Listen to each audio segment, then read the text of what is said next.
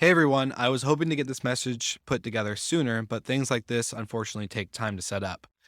I just want to say that the acts of war against Ukraine break my heart, and I know as a prior service member myself that my thoughts and prayers go out to everyone who's fighting the fight that they really shouldn't have to. That being said, we have been working behind the scenes with all of our podcasts and podcast partners to put a fund together in order to pay for any refugee housing and other needs that go alongside that, like food, water, and any clothing needs. Internally, many podcasts in the Hospitality FM network have voluntarily given up sponsorship money in order to donate to the cause and are working on a unified message in order to spread throughout all of our podcasts. So this is me calling out to all of our property manager friends, industry experts, and anyone knowing of those providing lodging for Ukrainian refugees seeking safety. You can contact me directly at will with one L, W-I-L, at slicktalkmedia.com. We have an internal document that is being updated in real time, so if anyone could share this message within your network, we'd greatly appreciate it. I'm also placing in the show notes a link to our GoFundMe and landing page for Rentals to Rescue. That's rentalstorescue.com, where we're putting funds together in order to, again, provide finances for any of these lodging and relocation needs. So thank you so much for tuning into this quick message. I hope you guys are all well and safe, as I know we have tons of listeners in Ukraine and other countries in Europe. So thank you so much for tuning in, and I hope you guys enjoy this episode.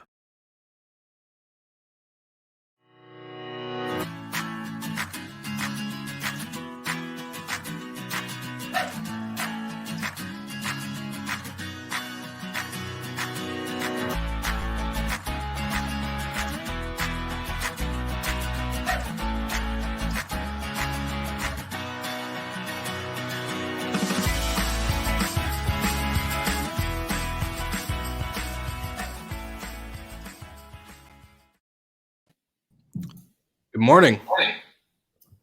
Hello. How are you? Living the dream. Another day, another dollar, maybe. Another early Monday morning, huh? Yeah, another early Monday morning. I'm so happy it's 4 o'clock in here. I just already have almost a day finished, right? So yeah. And I was gonna say you're sipping on either wine or beer while we're sipping on coffee. But no, I just took a coffee just before the episode, just needed. But actually, I was considering to drink it during the episode because you always do. But before it started, I already finished it. So yeah, that's the issue I have too. Is like I get into the office and I'm like, all right, got my coffee and ready for the show, and then the coffee's gone before I even get on. So it's like, oh, great. Now I'm just gonna sit here wanting more coffee. But yeah, how's your guys' week? Not too bad. Just a lot of interesting things happened last week, but more to come on all of this, of course. Yeah. And I don't know. I think it's mixed feelings. In the U.S., it seems like restrictions are lightening up a little bit. Numbers are getting a little bit better, but then I talked to someone in Spain or in Ireland, and it's going the wrong direction, and lockdowns until May. So who knows what is going on? Like I've held consistently, it's easy to plan for next week and next year, but everything in between is just virtually impossible. So yeah, I agree. It's getting I feel like we're seeing people get confident in booking because we've seen people like book a year ahead, but then all the last minute booking trends are still happening. Like people aren't seeing like the big pace or pickup until like the day before arrival or even a couple hours before arrival. So yeah, I think it's been pretty interesting to see how it's all playing out. And of course, tying it to today's episode title, is the industry ready for this big burst of revenge travel? Because nobody's gotten to travel the last, 12 months. So be interesting. How's things over there in are you in Poland, right? Or in Netherlands? No, I'm in Poland. Well, the plan was to be in Holland this week. Okay. But it's still, you see a bit, my parents were scared a bit. It's like the long journey and then everything. Still this stays a bit, right? It's still a bit it's still a bit scary. You just have to stop on the way. In Germany, you can't stop. The hotels are closed, so you have to drive it in one go. I would try to avoid flying where needed. So I don't know. I was planning to go there. At the end, I didn't go. Didn't see my parents for over a year now, right? So those things you just start missing now. And for a while, I was okay. This is accepted the situation how it is, and we go through it. But now it takes so long, and I'm just more than ever just want to go on holiday. And what is fun to see actually when you're following a bit the social media, it looks like all Dutch people, like, well, not all, but many Dutch people there in Dubai. When you see Polish people, I see them all in Tulum. I don't know, maybe it looks like if they're just choosing, they're moving to different spaces and they're different areas in the world. I don't know what's about if we see around in the US, but you see what I see that when I follow some people in the Netherlands, I see them all ending up in Dubai. And I see if we're looking at, for example, some Polish celebrities or whatever influencers, they're all in Tulum. So I don't know, maybe you got some people just moving from one country with the whole population, just move to the other one and just shift a bit from cold weather to hot weather somewhere else. I don't know, but it's fun to see that there you see some growth that is actually pretty location specific, actually, when you look at the population. So it surprised me more and more I see this. I don't see Dutch people in Tulum, I see them in Dubai, and Polish people, I don't see them in Dubai, I see them in there. So interesting to see. Maybe it's a new trend that we just go all of in one nation. Let's go. This nation goes there, and we're shopping nations. I don't know. Maybe it's a new trend that we'll follow. Probably has something to do with that too. Dutch with higher incomes able to afford Dubai. It's a very expensive city, whereas Tulum is pretty inexpensive, and the flight's definitely the worst part of it. So yeah, it is cool to see or interesting to see like where different regions or different countries tend to go to. The Germans to Spain, for example, or the Brits to the Canaries. Yeah, no, but you see a lot now, and that's actually surprising me. It's like when it was maybe more split and divided in many countries. Indeed, what you said, you can see indeed the German Ghost, for example, or the Tenerife, or you see them moving to the specific countries when they're meeting again, maybe speak their own language, and still German can still have the bratwurst. I don't know, but I don't know, you can see this move, and then it's interesting to see actually that nation-wise they're choosing to go to another country when they can see their own nationalities again. So maybe it's a new trend. We'll see. If yes, we'll discuss it at a different time again. Let's say next week's episode, we'll do that. But I think what we'll do is just right now get right into the Bidruption report, and then what's with all the noise, and we'll kick it off.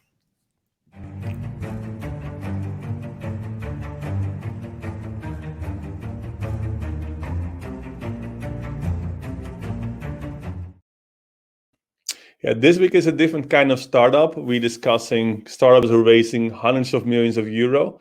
This one is different, but I think is really worth to be mentioned. I want to mention Kitro. Actually, I saw Naomi Mackenzie speaking, I think 1.5 years ago on the World Tourism Forum conference. And actually she's explaining like, okay, how restaurants could actually reduce food waste. I think it's really important to be said. That actually is really important. And of course, there's a lot of competition out there, but I think every initiative is good. And I was trying to find some numbers, what they actually achieve. And because of the technology, they're building some hardware which you can install next to your bins, and actually it scans actually the meals you're throwing away. So it really helps you in making decisions. So it makes you, okay, I can see that you're throwing away a lot of meat, maybe order less meat, I can see, etc. So they give you a lot of analysis and data. So it's all focused on data analysis and actually advise you what to do. So you can actually optimize your pricing, you can optimize your inventory. I think they have 60 places now which implement their technology. But it was really impressive that they saved over 250,000 meals. So imagine this food waste we all know like how much food is wasted every year. And I think it's really important companies like Kitro, which is located in Switzerland. And again, there are many out there that they're going to be used. So I hope when the restaurant goes open again, they're looking more in sustainability, in food waste management. So again, Kitro, congrats by being the startup of the week. Next week, I got a really interesting one as well. So for sure, check next week. When I look at the events, actually, it's still those months it's a bit more quiet. I just got an invitation to teach, to give a masterclass for over 1,300 students. I think somewhere next week or week after. So you can see this starting a bit now. Now we can see within Bidroom, it's busy. It's actually, you can see more partnerships are more willing to partner than before. So it's a nice period. I think everybody's now settled a bit. January was always a bit like restart. I think now everybody's full speed, and let's go full speed next to the grandma of Golden.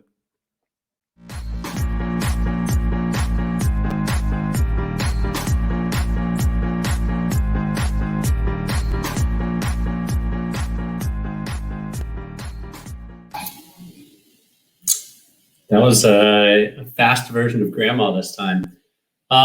So there's a really interesting article that came out last week, kind of riding the curtails of Airbnb's historic IPO. And that was a rumor that Barry Diller of Expedia might be considering rolling off Vrbo for its own IPO. And there's definitely some pros and cons to doing this. Airbnb's valuation went from somewhere in the 30s, 30 billion, to about 80 billion, and I think it's continuing to rise since it IPO'd. Expedia bought Vrbo for less than $4 billion, I think about 4 years ago. And it's certainly worth more now, especially during the pandemic, during the crisis, as the Vrbo brand has been pretty much all over the place, whether it's TV or social or any internet ads. They're out there serving primarily North America. But if they can spin off Vrbo and get $15-20 billion from it, then that's a pretty big plus. But then it probably hurts the Expedia valuation and price. So in this case, I'm sure they're doing the math to make sure 1 + 1 = 3. And if it doesn't, then it probably makes sense to keep it in-house at Expedia. For perspective, Tesla trades at more than 1,000x multiple, where GM, one of its biggest competitors, is trading at about 18x. And would we see that same effect with Airbnb and Vrbo? I don't necessarily think that would be the case. I think Vrbo would have a stronger brand than GM, for example. But it's certainly not going to be trading at 1,000x multiple like a Tesla. So it'll be interesting to see the news coming out with this decision over the coming weeks or months. It's probably an opportunistic thing. If it's going to happen, it's going to happen during COVID. Otherwise, it probably just makes sense to hold on to it with the Expedia brand. But time will tell. And it was an interesting headline that caught my eye. So I'm sure a lot of people are taking a look at it. Yeah, I'm definitely taking a look. I'm just thinking of the fact of owning zero property and having that type of crazy IPO. Just the overall effect. And so to see Vrbo go that route would be quite interesting, because we've kind of talked before the recording was, Vrbo's not really like an international brand in the sense like Airbnb is. A lot of people in different countries use Airbnb a lot more, and it's more known. So I'm kind of curious to get your guys' thoughts, but also go into the question like of the topic for this episode as well. It's a generational thing. I've used all the platforms in various capacities. My parents have only ever booked on Vrbo. My brother has probably only ever booked on Airbnb. So it's really a generational gap. And Vrbo, especially with longer stays and work from homes and all the trends that have been going on right now, have capitalized really well. Nicer houses, higher take rates or higher rents lead to Vrbo doing really, really well during the pandemic. So if they are going to roll off, it's probably got to be sooner rather than later. Yeah. And I think they're hammering home where they're good at, which is the family traveler, which is, the people looking for destination markets with single family homes, maybe a pool, again, higher price rate than a urban 1-bedroom condo and, on an Airbnb platform. So it'll be interesting to track. There historically has been a clear line of delineation between a Vrbo traveler and an Airbnb traveler, but we'll see in the future how those blend or mix, or who starts to grab what market share from one another. I'm curious on inventory. What you said, right? You made the comparison with Tesla. You can see if you're looking at the revenue of Tesla compared with GM or the other car brands, it's minimal. But if you look at the valuation of and the value of the market cap of Tesla, it's much more than all them together. And well, if Vrbo is not popular in here in Europe at all, I think also with this whole story around Airbnb, they did extremely well. It's the typical startup story, the way they started. It's a completely different image, right? It's the San Francisco story. This whole startup image, and you were looking for they had an Airbnb, they don't rent to somebody else. It's a story, and I think people buying the story, and the story of Vrbo is like, oh, it's sold to Airbnb, it's sold to Expedia, and now try to make some money with IPO. So I think it's completely different, the approach, and I think you can see with everything is, well, you see some trend now in the US when people starting heavily or in a game shop, right? It's more like a trend and people are following and it's overhyped. And I think it was the same, of course, what happened with Airbnb, because if you're really looking realistically, the valuation is insane. Still, if you're looking at the current share price, it's insane, right? Is it really worth so much money? I don't know, can be discussed. But on the other hand, I think it's all because people, when they're investing in something, they just want to go, tomorrow must be more worth than yesterday. And that's what they see with Tesla. It's go giving up. It's a trend and up and up and up. And what would you call a trend, Michael? Because Tesla has been at 1,000, they've averaged 1,000x multiple over the past 5 years. Is that a trend? How long does a trend last? Because that seems to be steady, not a trend for me would be 6 months or maybe a year, not 5. A long trend. No, but then again, and they see it still going up. They say, okay, if I see it going up for 3 years or 2 years, it might go up then tomorrow as well. And that's what people see, right? So at the end, once there will be to a collapse somehow, and it will be the same, I think, also with Airbnb. It will go down once, right? It still quite goes up a bit. I think it eventually will go down. It could be massively. It's still, I think it's all around, so much around image. And it's the same when we were Bidroom fundraising in the beginning. It's in the image, storytelling, and everything. And the storytelling of Airbnb was amazingly, right? The valuation was much higher than before they went. When with IPO was much higher than before COVID, when there's almost less bookings. They still have some compared with the hotels. So I think still storytelling is really important. So I think we should move soon to the main topic of today. But I was just gonna say the one thing I would like to compare from both platforms is the amount of inventory, because I know Vrbo is the whole home rental type style, the more, I guess, quality product, and then versus Airbnb, where people can do multiple rooms in their house, or they can do a single small apartment or the condo, and there's all this big variety. So I wonder the comparison to what the amount of inventory versus quality of inventory, compared to the IPO and a few other things like that, the valuation. But that's just me thinking from both perspectives of hotel and vacation rental. If one room on Vrbo is $1,000 and one room on Airbnb is $200, it's even if they have 5 times the inventory, is it the same? Is it equal? Yeah, exactly. It's an interesting take. I'm not sure anyone's I put Morning Hospitality a bit more, so then we can see what's the valuation of this show. Think it makes sense?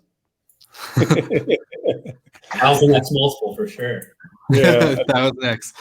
Well, so this is a cool topic, because when we were talking prior to the recording, it got me thinking of a conversation I have a friend with in Australia, who they depend on for their workforce for a lot of restaurants and cafes and hotels and other hospitality venues is from overseas workers, people that are on visas, people that are either with schooling programs and a bunch of other stuff. But with the way that their country is right now, they just have no workforce. There's just no one. People are starting to open up, but they can't hire because there's really nobody there. So it goes to the question of we can apply it to the globally, not just Australia, but with the skeleton crews that a lot of hotels and restaurants are running on. Not so much on like the drive-through capacity, because a lot of, I think, restaurants are doing pretty good if they're Starbucks or a few other drive-through locations that people, at least in America, can still do their service and not dine inside. It'll be interesting to see if we're ready for revenge travel. Will we know when revenge travel is going to take off? Will it just happen and we'll wake up and we'll have thousands of people or hundreds of people outside our doors? Like, what's that look like? And so I'm kind of curious to hear your guys' thoughts on, is this something that we can predict? And if so, how can, venues, hotels, restaurants prepare? Well, I think as you see, a lot of people moved, right? A lot of people work in the restaurants. They had to find a different job. They're just working maybe in healthcare, maybe in different sectors. So a lot of people stepped away out of hospitality. I think before it was 1 out of 10 people worked in hospitality. Most layoffs or fires was actually in hospitality. So I think it will time for his recovery. Maybe if the restaurant goes open slightly, less guests could be in the restaurant. It will help a bit. But I think going to be challenging, and especially the people who were serving for years, who has great experience in hospitality, and this will be challenging. You might see new shift. There will be a new generation of people in hospitality, and I think it will be challenging. I think because you see before a lot of professionals as well, right? It was because it's a profession. You have to be the way you're just treating your guests and you're serving them. I think it's a specialty. It's a profession, and now you might get people who just never did before, or just gonna have to be skilled in a few days. And I think there will be a lot of reskilling and upskilling. What we mentioned was, of course, Hotel.school for example, as a platform. Yeah. I think, but you see also, if you're looking at the more traditional schools, for example, when you really had people going to a campus for years to really see how to serve them, how to put their cutlery, those people are just out of business. And those schools are also pretty. Many of them are close now as well. So I think the professionals in hospitality, many of them will disappear. So I don't know, it might be differently than before, and especially in hotels. And then I give the word to Golden. I think what you see in some shift in hotels that people taking multiple roles. And I think that might happen as well, right? You see more in restaurants, it's more difficult. But I think in hotels, the people taking a general role, they're helping with serving guests. Meanwhile, they're moving maybe to the restaurants in the evening. And meanwhile, they can bring the room services needed. So there might be some changes there.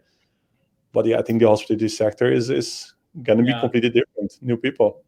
I think it's a two-part question. There's no doubt that it's going to return. And then when it does return, it's not going to ramp up equally as fast as it ramps down, but it is going to ramp up pretty quickly. It'll go from 10% occupancies to 40 to 60. And we probably won't get, much past that for a little while until business travel has really returned also. But it's a two-part question in that the skilled labor is going to be the challenge to replace, right? Saw an article this morning about airlines worried about pilots. They downsized their pilot base, whether it was early retirements or just furloughing them permanently, cutting them, or what? Like, who knows where these pilots are going? Like, you're a pilot. There's not much else that the rest of the same with your pilot. You're spending hundreds of thousands of euros or dollars in your education to become a pilot. Yeah, but I would say. Take a GM of a hotel, right? They've learned this for many, many years. You don't just walk out of school and become a GM. Yeah. And where have they gone? Wherever they can get work. And then what happens now that they're employed somewhere else, but there's no GM when this hotel opens up? So the second part of it, skilled labor is first, to keep an eye on how many of those come back. The next is how many jobs have been cut or replaced by technology. Yeah. And I think hotels are moving towards a contactless check-in, which means you probably don't need 3 or 4 front desk agents at a time working. So it'll be interesting to see how hotels come back for check-in. I'm traveling this week for work, and I'm staying in a rental, and I've already got my app to unlock my door, and I'll know my room number a few hours before check-in, and I'll just walk in and walk straight to my door. Like, it's a little bit flat. It blows my mind that hotels haven't done that yet. Well, I think before the whole COVID period already, or they just implemented now? Because that's what's happening, right? You see a lot of accommodations, they move into contactless, etc. I think it's accelerated. Yeah. Yeah. So I'm going to Dallas, and I've stayed with this one group. Actually, I think they're part of Bidroom, the Guild. It's right by our office. I've stayed with them for 3 years since I've been at NoiseAware. It's steps from our office. So it's always been like, here's your room, here's your access code. But now it's a step better, where I just literally use my phone to unlock it. There's no access codes. There's no touching other keypads or anything. There's no front desk or anything to walk into. It's, here's your room, here's how you get in. Like, picture, this is the door you walk into, this is the floor you press, this is the, like, it's super, super detailed, and it's foolproof, right? Like, as long as you open it up and follow it step by step, you're getting into your room, and you don't have to wait in line, or you don't have to go interact at a front desk. Well, this is the thing, like we've talked about.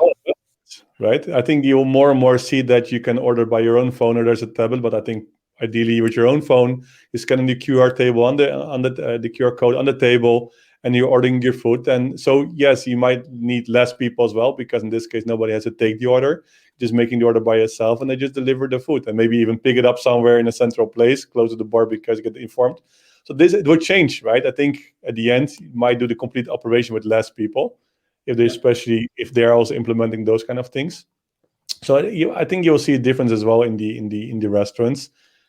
The other hand is the charm, right? It's still the charm, right? If you want to go to the restaurant, it's still the charm that somebody's coming to your table to ask you what kind of food. You ask them, okay, what do you recommend? Whatever. This personal interaction is something you're still going to miss, I think, when they're going to be replaced by phones or QR, something like this. I'm seeing a change. Like, so this, we're talking about, less front desk, less, human interaction, or less, staffing, in the sense of just overall automation with tech, and then also how many people that were laid off or furloughed, will they return to hospitality? Will they even consider it if they've been unemployed, or been in a different career or job field this whole time? Who knows? But my thing is, like, now I think it gives us a perfect opportunity to get back into that kind of concierge experience, where, yes, we don't have, maybe as many front desk people working, but we have people on standby ready to go that do have that great local recommendation, that are able to help you with, certain things at the building, or even just getting a simple Uber or order delivery, or who knows, Instacart. We have that more concierge service that's able to be provided. I'm hoping that's the way, because as a front desk operator myself, or a previous front desk operator, is that I wish I had more time for that type of interaction versus the check-in, the transaction, the all these other things that we've talked about. But can't someone like that do the same thing for 5 different hotels and work from home, and just answer these calls, the guest calls, or texts, or emails? I think it could be a hybrid. It could be both. I think it should be, there should always be at least one person on property. I've checked in hundreds of people by myself on accident, because, we forecasted wrong, and we had, 10% occupancy at a 700 hotel room property. And then all of a sudden I'm by myself that morning, and there's a convention last minute that no one in sales told everybody, and we had hundreds of people check in, and I was by myself. So it's like, I think there should always be that, like, there's always that one person that can be there and be that go-to for when things are slow, and in case things. Then you don't have to worry about it, right? I disagree. I disagree. You're the best at multitasking anyway, so you could handle. I disagree with that type of volume being automated. I don't know if it's possible, especially when there's lack of communication from different departments. But the regular day to day, I think a lot of it could be automated. A lot of it could be like how vacation rental. A book comes in, and they get their room key and their access, and the instructions on how to check in. Like, whether it's one person or 1,000, like, it's automated, and it doesn't matter the volume. No, exactly. It just depends on, especially the property, and but vacation rentals, for property managers, we do that all the time. We have guidebooks, we have, the automated lock systems that integrate with reservation and PMS. That's a common practice. That's kind of if you're not doing that, you're Oh, What are you doing? some places you just go because of the hospitality, right? I mentioned the restaurant Exactly. is something you just want to go. You don't want to use the QR code. The whole experience is an evening out. If you just needing your room because you just need it for sleep, you don't care. You just with the phone check in by it itself. Like what Michael said, he has to go for work. It's not for the experience. It's just more for convenience. Then it's different. But when you still go and you just we discussed before about Tulum or about Dubai. If you really go to like a summer destination, is the whole experience and you're looking forward to, then you must be kind of an interaction with people around there, because as you go to a different country, you just want to have some interaction, the culture and everything. So I think this should not be replaced, even though it might be possible. I prefer to not do it in those kind of places. If it's a city hotel, just want to sleep for a night, is for business, okay, it makes sense. So I think there's also Yeah. depends a bit of the property, but I don't hope it in restaurants that I mentioned that this will be replaced. And maybe Yeah. already a nice teaser to next week before I forget to mention. We talk about changes of roles. The startup of next week, so for sure tune in, is actually a former GM of a famous hotel in London. And actually he started a startup actually in COVID period. And now he has built something amazingly. I can't tell what, so tune in next week. But it's another example, right? That people just moving, they give the opportunity to they're starting their company, they move in different area. It's still in hospitality, but moving from being a GM to something different. And that's what you see now as well. So indeed, you're going to miss people soon when recovery will start. Yeah, and how many people that are furloughed, like when they get asked to come back, actually go back? That's another question mark, right? So Yeah.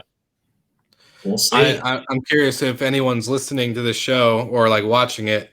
If you're in the industry and been furloughed or laid off, are you going to go back? I think we should find a way to do like some massive survey, but I wish we could. Actually, I know of. I'll find a survey that's already been done. I know a company, so we can find out the details. Probably see what people say. But yeah, crazy times. Hopefully the answer to the question of will the industry be ready for this revenge travel is yes, and hopefully the answer to the question of will the staff, be prepared? Will, restaurants and other things like that be able to get their solid team back? Fingers crossed, and hopefully yes. Yeah. Hope so. All right, guys. Well, we're coming up on that 30-minute mark like we always do. Anything last that you guys would like to leave the audience that's viewing currently live or listening in later? Anybody? Going once? Twice? Well, I'm looking forward to next week already. So it's fun this Monday morning. So next week, another nice startup. And it's so much happening nowadays. And again, I hope things will recover, and it's still a crazy period in here. You see it getting a bit more loose in Europe. Let's hope then the trend will go down, less cases, and fingers crossed, and see you all next week again. All right. See you guys next week.